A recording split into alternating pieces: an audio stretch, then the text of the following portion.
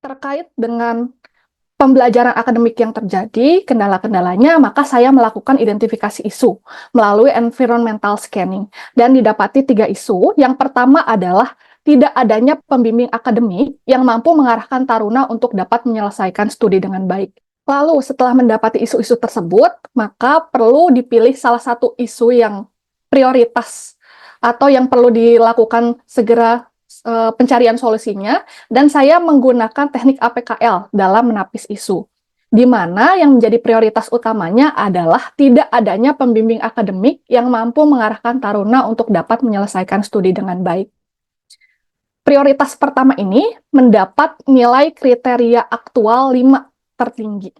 Setelah didapati isu utama, maka saya melakukan analisis sumber isu menggunakan fishbone diagram, di mana ternyata tidak adanya pembimbing akademik ini disebabkan karena secara sumber daya manusia kita keterbatasan tenaga pengajar. Kemudian memang beban kerja dosen sudah terlalu banyak. Secara metode, memang belum ada SK dan belum adanya SOP mengenai pelaksanaan bimbingan akademik ini. Apabila isu ini dibiarkan, maka akan memunculkan beberapa dampak. Yang pastinya yang pertama adalah permasalahan akademik yang tadi sudah saya sebutkan akan selalu terjadi, dan mungkin jumlahnya akan terus meningkat. Di sini saya membuat 3 gagasan utama. Yang pertama adalah mengadakan standar operasional prosedur administrasi pemerintahan atau SOPAP mengenai pelaksanaan bimbingan akademik di lingkungan Poltekim. Yang kedua, melakukan sosialisasi secara langsung mengenai pelaksanaan bimbingan akademik. Dan dalam melaksanakan SOP ini, saya telah membuat rancangan kegiatannya, di mana setiap minggu saya akan melakukan konsultasi kepada mentor dan kepada coach tentang penyelesaian implementasi aktualisasi ini dan penulisan laporan aktualisasi, memiliki kesimpulan bahwa core isu yang terjadi di lingkungan Politeknik Imigrasi ini berkenaan dengan tidak adanya pembimbing akademik yang mampu mengarahkan taruna untuk dapat menyelesaikan studinya dengan baik. Pemilihan isu ini dilakukan dengan metode menapis gagasan McNamara. Dan seluruh rangkaian kegiatan yang akan dilakukan pada aktualisasi ini tentunya menerapkan core values berakhlak. Seperti itu pemaparannya, kurang lebihnya. Terima kasih, saya kembalikan kepada moderator. Baik, terima kasih kepada peserta kita, Saudari Ima Yedida Ardi. Untuk selanjutnya kita akan memberikan waktu kepada Bapak Mentor, yaitu Bapak Ahmad Humaidi, selaku juga Kepala Subbagian Administrasi Akademik, untuk memberikan penguatan atas apa yang sudah disampaikan oleh peserta kita. Waktunya saya berikan 5 menit Bapak maksimal untuk memberikan penguatan, dimulai dari sekarang. Silakan Pak. Terima kasih. Bismillahirrahmanirrahim. Assalamualaikum warahmatullahi wabarakatuh. Waalaikumsalam warahmatullahi wabarakatuh. Coach Nur Laila Lubis yang terhormat, kemudian Bapak Penguji Pak Ali Usman, Saudari Ima, Bu Ima ya. Wah, baru lahiran ini Bu, luar biasa. Oh, Hebat. baru lahiran ya. Ini ibu hebat, Ya, ibu hebat ini. Selamat ya. Ibu hebat. Oh ya, nggak kelihatan Terus- sih baru lahiran. Mas Al-Khori ini, peserta yang lain. Baik, Alhamdulillah ini kami beberapa kali sudah berdiskusi, Coach dan juga Bapak Penguji. Pada beberapa kesempatan kami ngobrol-ngobrol, kemudian semuanya menarik isu-isu yang diangkat. Kemudian setelah ada penapisan isu dan juga dengan teori-teori yang digunakan, akhirnya berlabuh di permasalahan terkait bimbingan akademik. Betul sekali, memang itu secara faktual menjadi permasalahan di kami di Poltekim. Mungkin juga karena umur Poltekim, saya nggak kurang tahu di Poltekim itu masih muda juga. Jadinya apa yang sebenarnya biasanya dilakukan di perguruan tinggi pada umumnya, khususnya yang sudah well established, itu memang peran pembimbing akademik ini sangat krusial untuk menjembatani antara kampus manajemen dengan peserta didik atau mahasiswa dengan taruna kalau di Poltekim. Artinya kalau saya bayangkan memang seperti peran wali kelas ya kalau di SMP atau di SMA. Dan kami dari Poltekim selaku mentor sangat mendukung penulisan proposal aktualisasi yang dilaksanakan oleh Mbak Ima. Kami juga kemarin menitipkan pesan waktu terakhir berdiskusi itu target capaian aktualisasinya itu perlu measurable gitu, ada terukur lah. Jadi kalau tadi saya lihat endingnya, outputnya adalah berupa sopap dalam bentuk SCAP direktur, kalau tidak salah tentunya kami juga akan mendukung bersama pimpinan untuk bisa meyakinkan Bapak Direktur Poltekim bahwa isu ini faktual dan layak untuk didorong untuk diwujudkan aktualisasinya. Saya kira demikian. Terima kasih banyak Mbak Ima. Well done. Thank you. Sudah Pak, ada yang ditambahkan? Sudah ya? Bu, makasih. Oke, terima kasih kepada Bapak Mentor atas penguatannya dan dukungnya kepada peserta kita. Selanjutnya, kita akan memberikan kesempatan kepada Bapak Penguji untuk memberikan tanggapan, masukan, dan juga tanya jawab kepada peserta. Waktunya diberikan maksimal 10 menit. Dimulai dari sekarang, silakan Pak. Baik, terima kasih Ibu Coach. Selamat pagi Pak Ahmad Khuwaidi. Bagi Pagi, Ibu Pak. Ima, melahirkan selamat ya. Semoga Pagi, Pak. putra atau putri ya? Putra lagi, Pak. Putra, iya. Semoga sehat Kak putra aja. Udah 2. Baru 3, 2. Pak. Oh, udah 3. Jadi 3-3-nya putra. Betul, Pak. 3-3-nya putra. Kalau saya 3-3-nya putri. Oke, baik. Saya langsung ke substansi aja ya. Jadi terkait dengan teknik, metode itu saya nggak bahas. Saya lebih kepada rancangan aktualisasi yang memang betul-betul nanti diaktualisasikan. Nah, boleh nggak dijelaskan atau diceritakan saat ini yang ketahui ya pelaksanaan bimbingan akademik itu seperti apa, sehingga muncul kepedulian Mbak ini mengangkat isu ini menjadi prioritas yang diambil. Silakan. Baik, Pak. Jadi berdasarkan universitas tempat saya mengampu pendidikan dulu, jadi memang selalu ada pembimbing akademik, di mana di awal sebelum pembelajaran, pembimbing akademik itu perlu memotivasi, Pak. Memotivasi, kemudian apabila ke mahasiswa yang lama gitu ya, dia meninjau apakah yang didapat, IPK yang didapat ini sudah sesuai dengan harapan atau tidak, seperti itu. Oleh karena itu, dengan melihat banyaknya permasalahan akademik di Poltekim, itu akhirnya menimbulkan keinginan saya, Pak, untuk dapat membantu menjembatani antara taruna dengan dosen-dosen, seperti itu. Oleh karena itu, saya tertarik untuk mengangkat pengadaan pembimbing akademik ini, Pak. Jadi tugas pembimbing akademik itu selain untuk membimbing secara akademik, juga memberikan motivasi, Pak, agar taruna dapat menyelesaikan studi dengan baik, seperti itu. Terima kasih. Baik, jadi begini Pak, kalau kami pahami persoalan yang diangkat oleh Mbak Ima adalah mungkin bahasanya, kalau saya boleh pakai bahasa saya, adalah optimalisasi pelaksanaan peran pembimbing akademik. Kalau di secara administrasi Pak, di sistem SIAKAD yang kami pakai, pembimbing akademik itu sudah terplot Pak. Misalnya si A, dosen A, B, C, D gitu.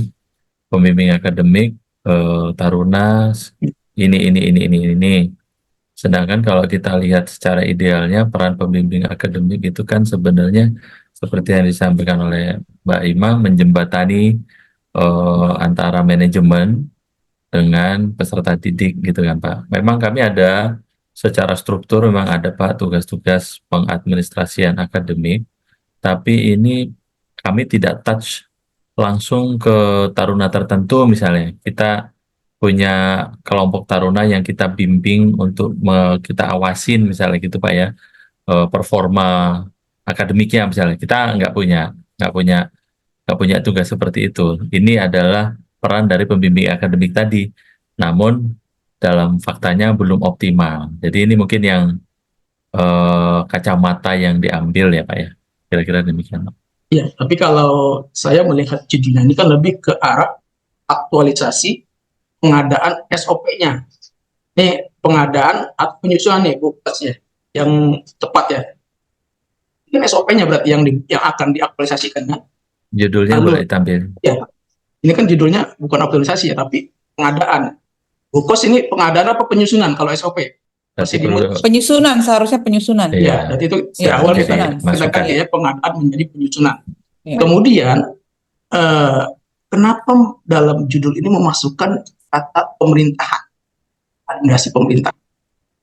Itu alasannya kenapa nih? Karena kan biasanya cukup SOP saja, tidak mencantumkan administrasi pemerintahan gitu kan. Cuman yang alasannya memasukkan kata pemerintahan itu di SOP. Karena memang saya melihatnya Poltekkes sebagai sekolah kedinasan yang terikat pada pemerintahan sih, Pak. Oke, jadi memasukkan itu ya. Iya, betul, Pak. Oh, Sesuai oke. dengan Permenkumham nomor 13 tahun Oke. 2015, Pak. Baik, kalau gitu saya boleh saran yang dimasukkan sekaligus saja ya. Jadi tadi yang pengadaan, kata pengadaan diganti penyusunan. Kemudian pemerintahan itu sebaiknya menurut saya dihapus saja. Jadi boleh di rancangannya ya. Pengadaan penyusunan standar operasional prosedur pelaksanaan bimbingan akademik di lingkungan politeknik imigrasi.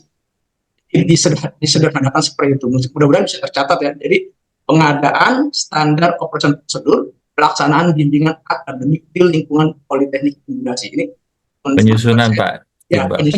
Penyusunan ya. Jadi masukan saya seperti itu. Baik. Ada lagi, Pak? Ya, sebentar. Kemudian SOP ini apakah dibuat sejak awal, apa bimbingan akademik ini sejak awal karena masuk, atau hanya pada saat tugas akhir, kayak misalnya skripsi saja bimbingan itu dilakukan. Untuk itu, atau sejak memang taruna masuk sudah ada pembimbingan sampai dengan dia selesai. Nah, itu maksud saya penjelasannya. SOP ini digunakan sejak awal taruna masuk atau hanya saat bimbingan akhir saja? Itu pertanyaannya. Baik, Pak. Jadi rencananya SOP ini akan digunakan sejak taruna masuk di awal, karena fungsinya bukan hanya membimbing secara akademik, tadi seperti yang saya kemukakan bahwa ini juga sebagai platform untuk memotivasi taruna, Pak, supaya dapat menyelesaikan studi dengan baik. Oke. Kemudian boleh nggak sedikit menceritakan SOP yang akan dirancang ini bagaimana alurnya? Nah, kan kita tahu bahwa biasanya kalau kita di pemerintahan itu ketika misalkan misalkan si A mau ngajar di kelas ini disusun berdasarkan SK direktur misalkan ya. Nah, SOP ini apakah nanti dia berjalan secara otomatis atau juga nantinya akan didahului dengan adanya pembuatan SK itu SK direktur ya. SOP itu kan cuma catatan prosedur alurnya. Nah, saya pengen tahu alurnya seperti apa. Kemudian apakah ini membutuhkan lagi yang namanya SK direktur untuk penugasan sebagai pembimbing? Itu. Jadi sehingga nanti rancangan kegiatan ini yang saya sampaikan ini bisa dimasukkan di rancangan kegiatan. Apakah ada SK-nya atau gimana? Silakan. Baik, Pak. Memang harapannya sih saya ke situ, Pak. Ya, Dibuatkannya SK. Cuman memang karena keterbatasan waktu di rancangan aktualisasi ini, jadinya mungkin itu akan menjadi tujuan utama kami. Dikeluarkannya SK dari direktur, tapi karena aktualisasi ini perlu menghasilkan output ya Pak, jadinya mungkin sampai dikeluarkannya SOP ini dengan tanda tangan direktur. Untuk SK-nya mungkin nanti menyusul Pak, setelah aktualisasi selesai. Oke. Karena begini, yang kita tahu ya, sama kita tahu lah, pemerintah itu kadang SOP-nya ada, tapi tidak berjalan. Ini yang saya khawatir seperti ini. Saya khawatir seperti ini. Aktualisasinya penyusunan SOP, tapi ketika rancangannya pembuatan penyusunan SOP, tapi pada saat pelaksanaannya ini tidak berjalan. Gitu. Mungkin di saat perancangan dan operasi mungkin bisa, tapi setelahnya itu kan saya khawatir itu hanya menjadi catatan saja. Oh, SOP sudah pakai. Seterusnya berjalan seperti biasa. Ini kan juga harus menjadi catatan gitu lah, bahwa emang SOP itu betul-betul dilaksanakan ada dukungan khusus seperti SK direktur gitu. Karena kalau SOP itu biasa tanda tangan SOP tanda tangan udah, tapi kan ya udah itu cuma prosedur aja, cuma alur aja gitu. Harus ini tapi menunjukkan pembimbingnya siapa, ya kan berapa orang, ini pasti ada tambahan seperti SK mungkin menurut saya gitu. Gimana kalau menurut Mbak Ima sendiri gimana? Pak, sampai dengan dikeluarkannya SK, tentunya IMA akan tetap mengawasi sih Pak jalannya rancangan aktualisasi ini, ditambah IMA sangat percaya dengan mentor IMA, Pak Ahmad Kumaydi. Pak Ahmad Kumaydi juga sepakat bahwa mengenai bimbingan akademik ini perlu diadakan Pak. Jadi besar kemungkinan bahwa aktualisasi ini akan berjalan dan berkelanjutan, seperti itu Pak. Ya, kemudian di rancangan ini saya membaca ada aplikasi yang memang sudah tersedia. Ya tadi Bapak Humaydi juga kan itu aplikasinya si Akad Cloud ya. Ini saat ini apakah atau tidak? Kemudian ketika sudah ada SOP, apakah ini berbenturan atau saling mendukung? Gimana? Baik Pak, memang di si akad Claude ini sudah ada fitur tentang bimbingan akademik Pak. Tapi ketika dipencet itu cuma ada nama dan ada list dari tarunanya saja Pak. Pelaksanaannya belum. Seperti itu. Dan apabila pelaksanaan SOP ini tentang bimbingan akademik diadakan, ini akan sejalan tentunya Pak dengan si akad Claude. Jadi nanti di si akad Claude juga akan mungkin ditambahkan rekam bimbingan taruna seperti itu Pak. Jadi justru akan mendukung, saling mendukung seperti itu. Kalau seperti itu berarti di rancangan kegiatan juga harus dimasukkan kegiatannya merubah. Yang tadi kan cuma ada nama sama nama taruna ya. Berarti harus dilengkapi dong sesuai dengan alur prosedur yang ada. Nah, ini memungkinkan nggak kegiatan itu dimasukkan dalam rancangan, nanti juga diaktualisasikan. Sehingga aplikasi Claude ini berjalan sesuai dengan SOP yang ada. Sama jadinya, berdampingan. Jangan sampai aplikasinya ada, tidak digunakan, ya kan?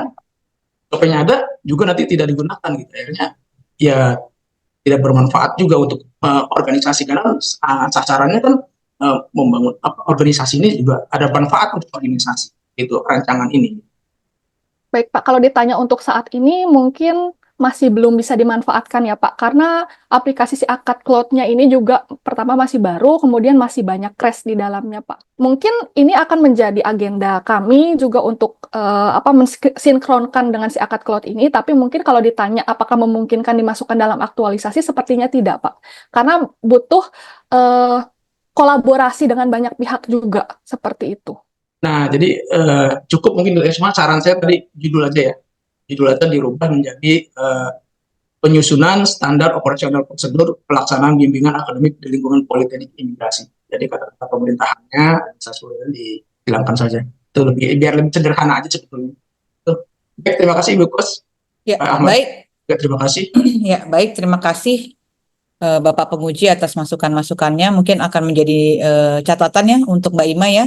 Judulnya penyusunan SOP pelaksanaan, jadi nggak usah pakai tentang lagi. Kemarin juga sepertinya saya udah kasih masukannya penyusunan deh di pertemuan kita yang terakhir, mungkin tapi tidak tercatat ya. Bukan Ya, pengadaan karena ini bukan barang gitu. Ini bukan barang. Tapi dan itu juga menarik ya, karena kemarin saya juga belum sempat terinfo ya sama Mbak Ima bahwa memang sudah ada si akad ya. Selama pertemuan belum terinfo ya. Belum pernah menyinggung sama sekali tentang si akad, baru terbuka di sini nih. Ya, tapi di laporan sudah ada Bu. Oh, udah ada ya. Oh, berarti miss saya ya. Jadi si akad sudah ada tapi pelaksanaannya belum ada, dan penyusunan SOP ini sebenarnya untuk lebih mengikat ya, karena ada dasar hukumnya dari pelaksanaan bimbingan itu sendiri gitu. Dan Pak Penguji kayaknya memang dengan penyusunan SOP ini aja dalam 1,5 bulan itu udah suatu aktualisasi yang luar biasa ya menurut saya ya. Menyusun SOP itu nggak gampang sebenarnya ya, karena membutuhkan komitmen dan ditandatangani oleh Kasatker kan gitu. Nah mungkin ya setelah SOP kalau memungkinkan ya ada SK pertama gitu. Misalkan 1 bulan ini SOP selesai, kan 1,5 bulan nih kira-kira aktualisasi. 1 bulan selesai SOP, mungkin setengah bulannya mungkin akan ada SK pertama gitu. Jadi seperti SK pertama yang ditelurkan setelah ada SOP. Mungkin kalau sempat mungkin bisa ya Mbak Ima seperti itu ya. Baik, ini aktualisasi yang menarik gitu ya, karena ini kan tingkat kehalayakannya tinggi ya untuk ratusan taruna seperti itu. Terima kasih Mbak Ima atas paparannya dan diskusinya. Terima kasih Pak Penguji dan juga Pak Mentor Pak Ahmad Humaidi. Terima kasih atas atensi dan waktunya.